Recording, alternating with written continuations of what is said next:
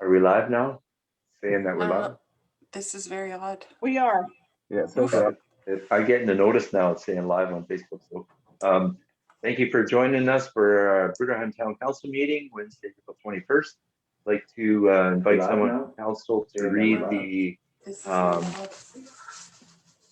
acknowledgement. Would someone be willing to volunteer? Councillor Wayne.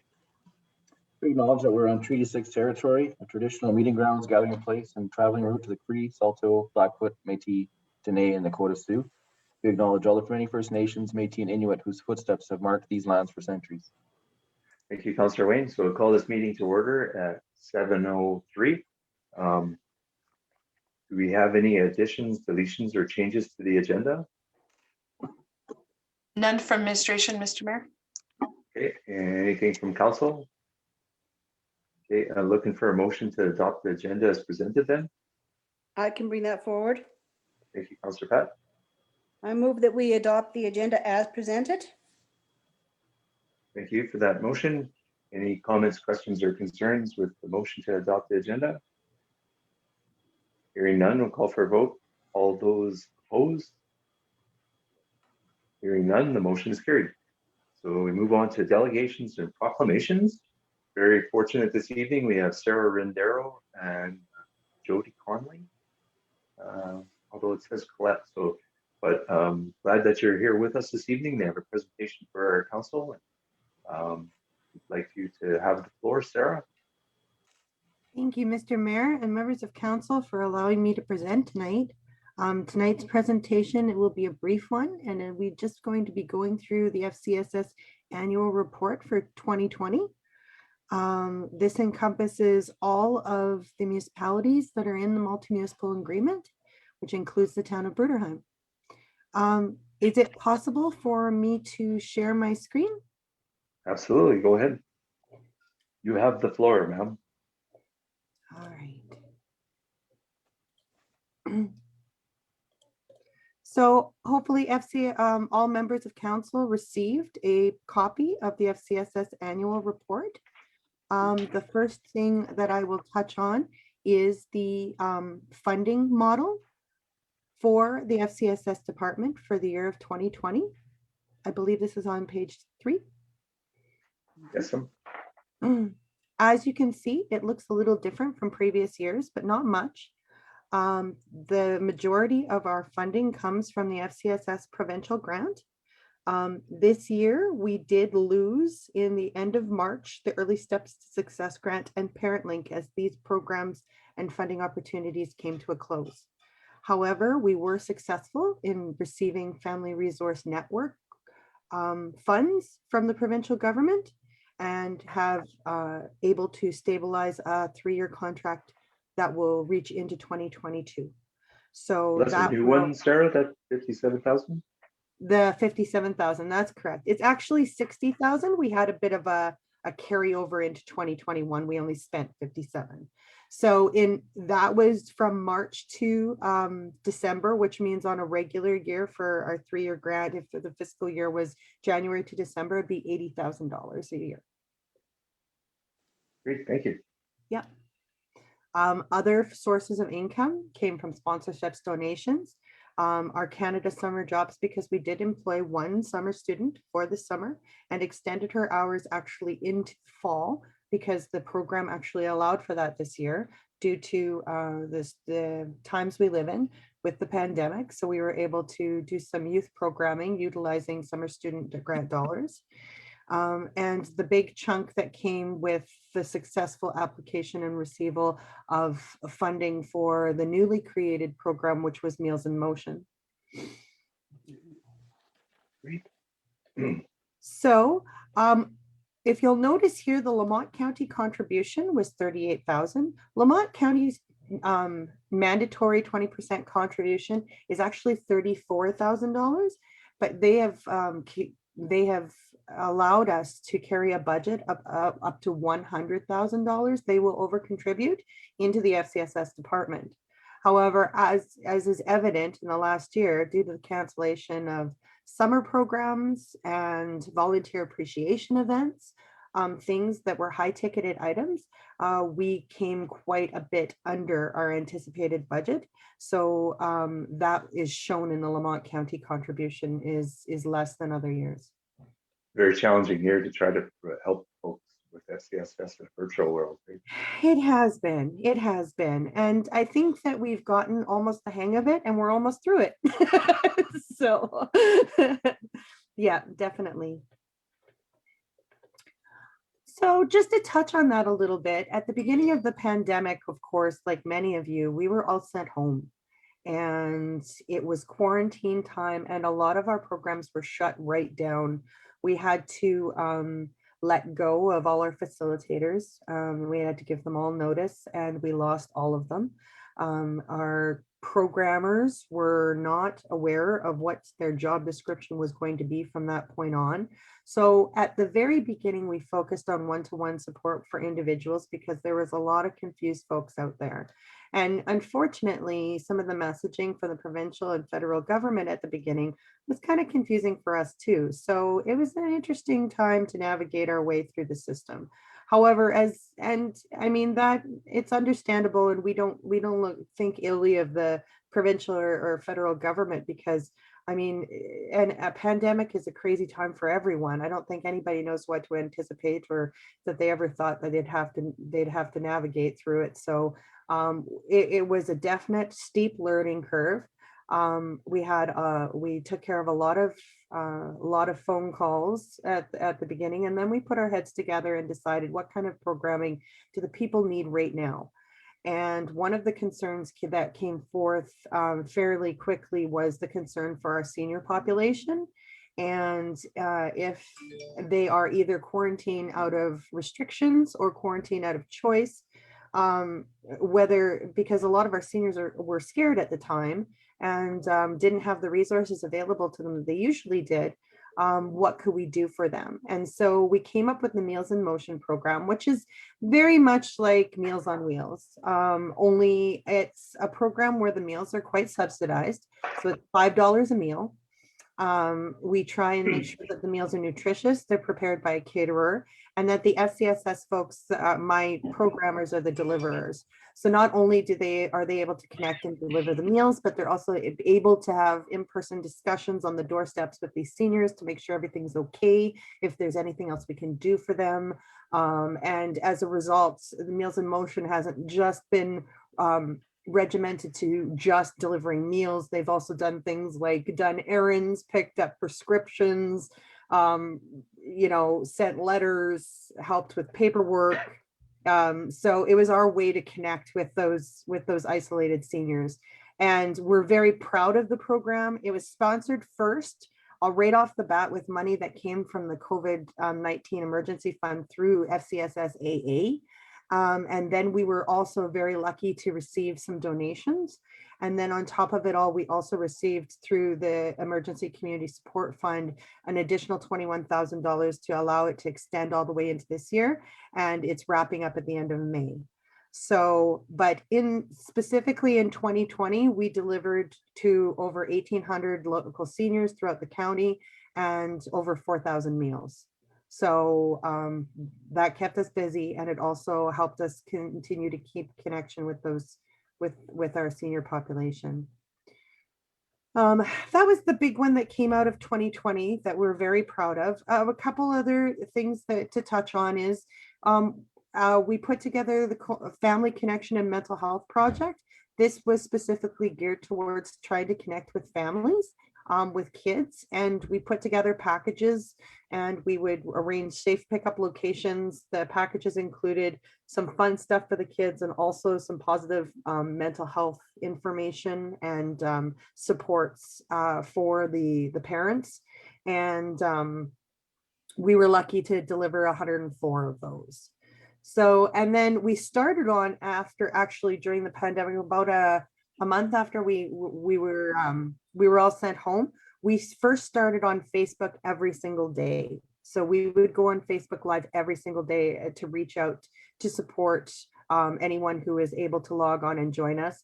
And then we started to decrease that over the past year as other online outlets became available. Other programs started to run online events and programming and talks, coffee talks and things like that. So we started to scale back a bit once we realized that people were utilizing the outlet, but also had quite a variety of services to choose from. These what we did find as an outcome from going online during this pandemic is that we do realize that not everyone has the access to this technology. So there are some people that we are still missing. But what we have found is we've connected with a whole new set audience that's many of which that we hadn't connected before through direct programming. So the kind of the consensus in the department is when things return back to what we call the new normal, we'll continue to do both online. Yeah, exactly. I was going to ask that question if you found that you might be wanting to Yeah. some of that. Yeah, there is a whole generation out there that lives a good portion of their lives online that we had never connected with before. So that's one lesson learned from this experience for sure. So information and referrals, not surprising considering Meals in Motion was allowed us to connect with a whole pile of seniors, that the predominant number of referrals that we had last year was in the seniors benefit information category. So, and then the rest of it is pretty much on par with previous years, with the exception of course, the federal COVID response specifically for non-senior benefits, such as the benefits coming from the federal government through that short time for people to access the $2,000 a month. We did receive quite a few inquiries for that. So overall, 588 referrals. That's pretty on par with the regular year. So not necessarily more or less. Usually FCSS department does between 550 and 600 referrals a year. And that's gauging on the last 5 to 6 years of data. So we still continued interagency coordination. Of course, we pushed it online and we had a blow up of attendance. So usually our interagencies, we would have, 5, sometimes 10. 10 was a really good turnout for interagency. But now with the limited time that you have to commit to it and the no need to travel, we were getting some that were like 25, 30. Still average attendance was about 12 to 15, but still we had some pretty large interagency meetings at the beginning. So, and we've connected with quite a few people that we haven't seen for in a while. So that was actually a success. Income tax packages, actually, we continue to do those throughout the pandemic. And we averaged about 70 to 100 a year, and there was no different last year. I think the official number that came out was 100 or 101 tax packages, exactly like 100 tax packages last year. So we continue to do those, and we're continuing to do those this year too. So instead of though coming into the office, usually we do a quick phone call. One of us ladies masks up, meets someone out in the parking lot. There's an exchange of paper, and then we either call them back or mail back their taxes once they're done. So that's a resource that of course is still available. Events and promotions, sadly, for 2020, this was a category in which our events stopped as of March 14th. So nothing really. The last event that we attended was Bruderheim Family Day. So wow. However, we were able to participate in some virtual events such as like the Christmas light up, where we gave out Christmas card making crafts and information on services available. And we handed those out on a phone call basis. And we also helped out with the Chipmunk and Coyote Christmas, just in a bit of funding. But overall, this is a big part of usually what we do, and we really, really miss it.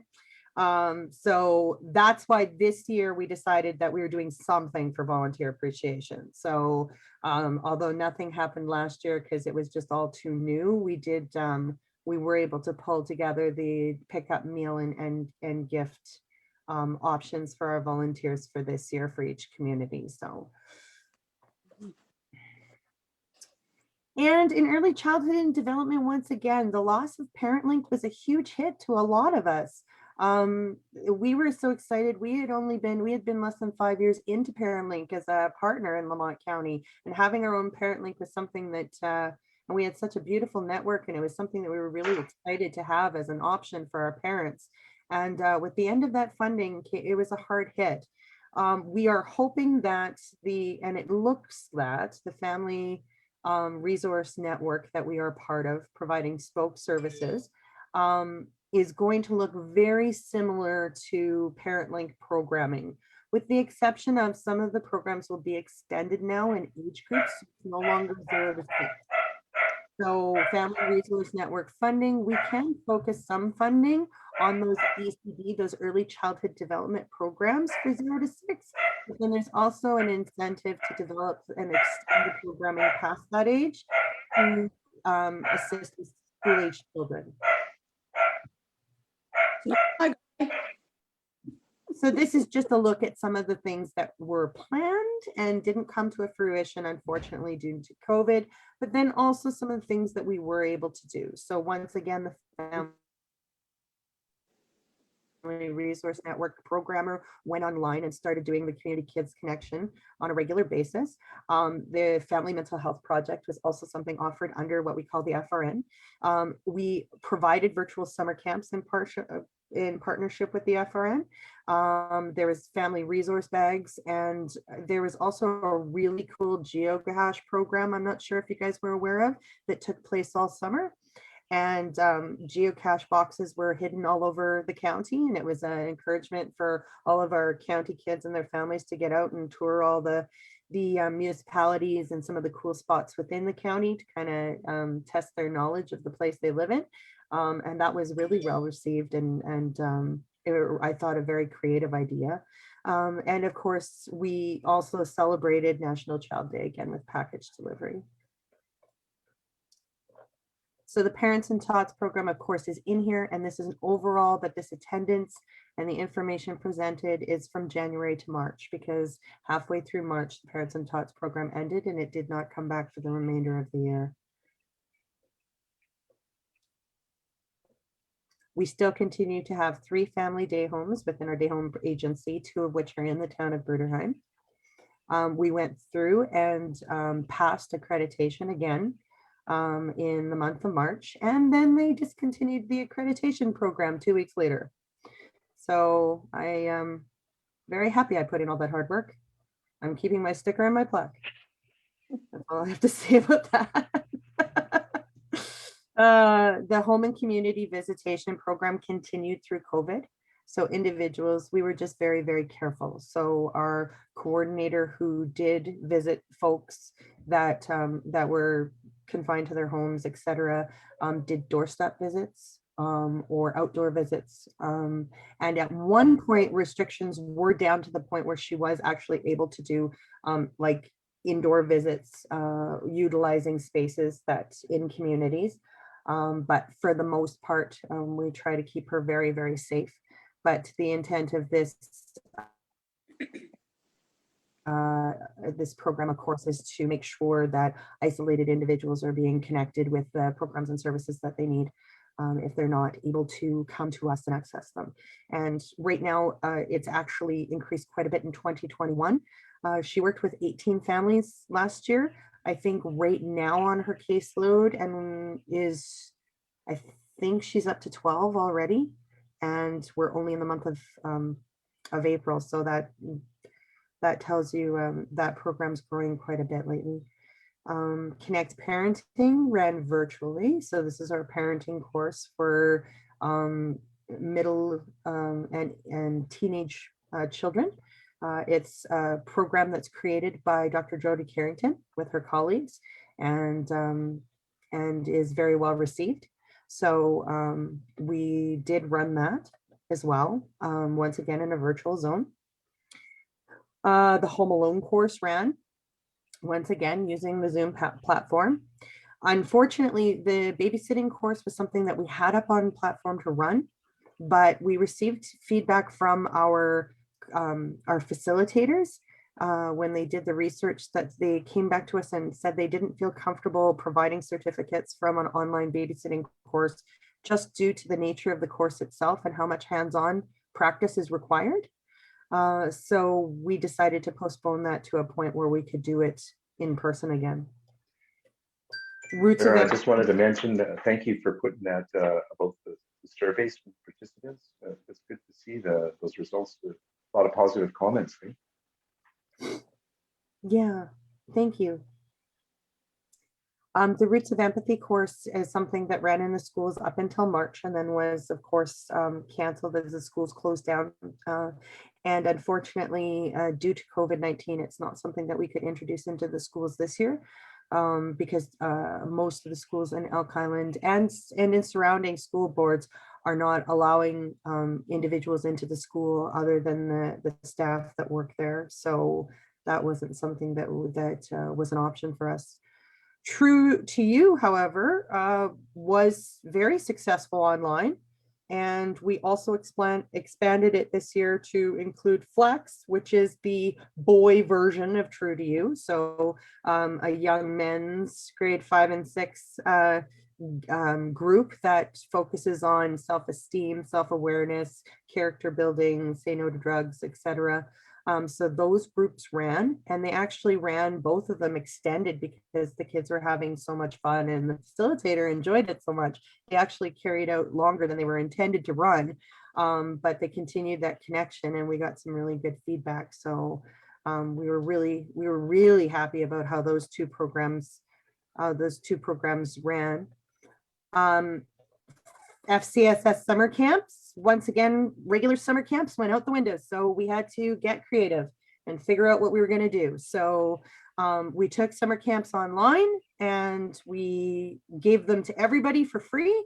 And we had virtual games, virtual crafts, virtual tours around the world, science day.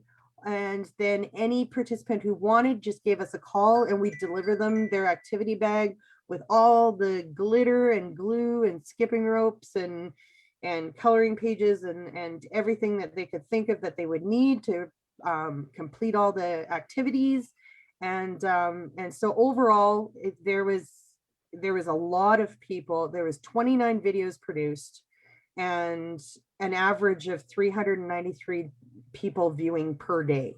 So it was pretty, we found that to be quite the success.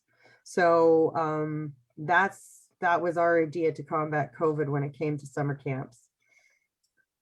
The rural elder abuse, when we come into seniors programming, once again, we were really sad to see those seniors networking groups have to close down with the seniors coffee. I know that some of them did creatively meet outside of our programming and are still meeting regularly.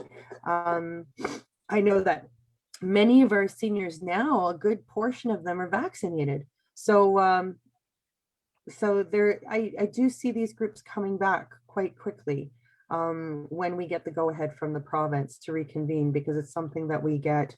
The demand for them is not going down. If anything, it's increased in this time. The Rural Elder Abuse Coalition still continues. So we've been meeting on a very regular basis and have actually pretty soon will be releasing a event that we have created virtually, allowing individuals to access information on elder abuse with some guest speakers, the keynotes, some information and resources, as well as we've revamped the coordinated community response, that the whole binder that was created, we've completely revamped it and edited it and everything. And so it's available for local communities as well. We continued the Snow Angel program. And one of the things that we created in this year is that Snow Angels become, no, don't get me, I'm just going to remember this because the girls came up with this, lawn elves. So Snow Angels now are evolving into lawn elves. So we started with the Snow Angels program. We have a handful of volunteers that help a handful of local seniors that aren't able to shovel their walks, and specifically in Lamont and Bruderheim. And then we also advocate and recruit a handful of local volunteers to do the same thing with mowing lawns. So they're just called lawn elves. So I'm sure that, I mean, right now I'm looking at my backyard and doesn't look like they got a lot of work on their hands yet, but once that rain hits, I'm sure that those lawns will be needing a mow fairly quickly. So, and that is in a nutshell what we have been doing for the past 12 months. So, yeah, I will take any questions that council has in regards to programming and the department. Does anyone from council, Councilor Judy has a question? She's, I can't see Sarah- all of our council right now. But go ahead, Sarah, did Councilor any Judy. of our residents get on band with that transportation group that we had met up with or connected with before COVID started? You know what, Judy, that's not a question I have the information for. The best person to, I could reach out to Michelle to get those answers for you because I know she was in charge of that. Okay, So sounds I good. can Thanks. definitely forward that question to her and have her reach out to you. Awesome. Sounds good. Thanks. Any other questions from council for Sarah? Not hearing any. I just wanted to take a moment and say thank you, Sarah. Great job in very difficult times. And you can see from your feedback, you've got great participation and lots of really good feedback. And you had to pivot, as they say, to change your course. And thank you for supporting our community. Very much appreciate that. Thank you, Mr. Mayor. I just thought, I echo Mayor Hawk's statement there. I mean, you guys were really throwing a curve too, and you really got up to the plate and took care of business. It's been awesome. Well, we're looking forward to getting back at what we used to do too. But in the meantime, we're treading water. Oh, yeah, doing good. Mhm. Thank you, Sarah. Anybody else? From council? Any comments, questions for Sarah? No, I Great just work, like and to I say hope thanks. that, sorry. No, go ahead, Lee. I was just gonna say again, great work, and I hope we can get these things back in person activities and stuff going on in the very, very near future, but we shall see where things go. Because it's out of our hands, but it'd be nice to see it all in person again. Mhm. Thank you. So if there's no more questions, Sarah, once again, thank you for coming and presenting. Always very much appreciated, and you look lovely this evening. Thank you for taking the time. I'll need a motion from council to accept Sarah's presentation as information. And if you could stop sharing, Sarah, then the screen is not allowing me to see all of council right at the moment. So I have to ask someone speak out loud so I can hear if they want to make that motion. I can make that motion. Thank you, Councillor Pat. I move the town council accept the Lamont County Family Community Support Services presentation from Sarah and Jody in brackets as information. Thank you very much. Any comments, questions, or concerns with that motion from council? We haven't heard none. Call for a vote. Anyone opposed to the motion? And the motion is carried. Thank you very much. That's great. And now we have another presentation. We have Lamont County Food Bank presentation from Colette McBride, Chair of the Lamont County Food Bank. Thank you for taking the time to be with us this evening and look forward to your presentation. Thank you, Mayor Hawk and Bruderheim councillors and staff, I guess, too, because I saw some people aren't necessarily councillors. Do I have permission to share my screen as well? Oh, my internet connection is unstable, so I'm going to turn off my video. That will save me a lot of hassle. Sure. Hopefully Go my ahead, Colette. screen sharing will be okay. All right. There. We do have the information provided on weekly hamper summary. And Yeah, weekly I and also Christmas have hamper summary. a document that I forgot to include, and I will share. I will send it to you so that you can include it however you wish later. Great, thank you. Anyhow, my name is Colette, as Mayor Hawk said, and I'm the board chair as well as a regular volunteer at the food bank. Just want to make sure that you all understand that despite the many variations. Our name of the food bank is County of Lamont Food Bank. It's not Lamont County Food Bank. And it was a very, very thoughtful process when we named it that, because people hear the word Lamont first, and people in Andrew stop listening and think it only refers to Lamont, the town.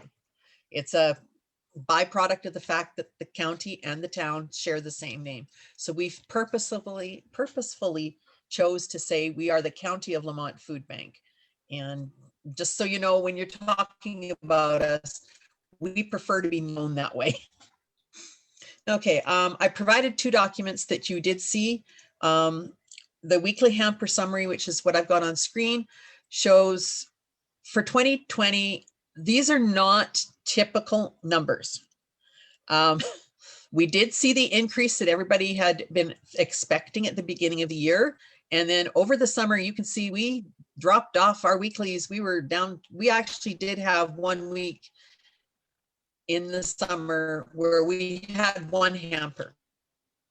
Literally 1 hamper. It averaged out, obviously. But a lot of the rural food banks found that to be the case. Is we did not see the massive increases that they were seeing in the bigger centers. We're not sure 100% why, but that's the way it was. And then our numbers started to climb towards Christmas or the end of the year. And the cycle of higher numbers at the beginning and end of the year is actually pretty normal for us, just maybe not quite as many, like our numbers were never that high, that we're having 12 and 14 hampers every week at the end of the year or